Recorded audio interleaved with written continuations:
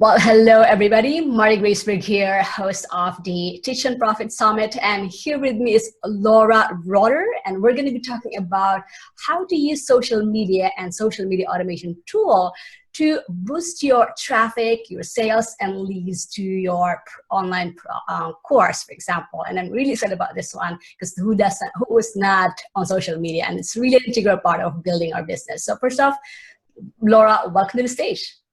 Thank you, Maria. I'm happy to be here. I am excited to have you here, and I'm sure our listeners are as well. So before I get too excited here, I want to let you share a little background of your story. How did you get started? That led you to doing what you're doing today.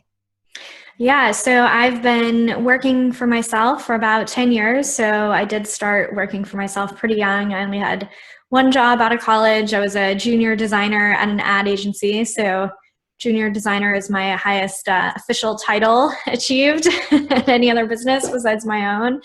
And I quit that job to be a freelance web and print designer, mostly making websites for small businesses.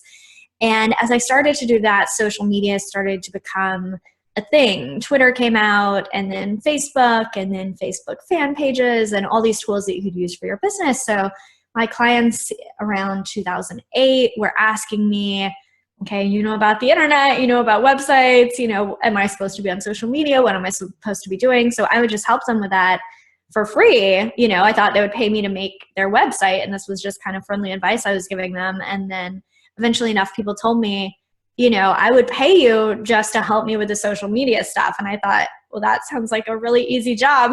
I could definitely do that.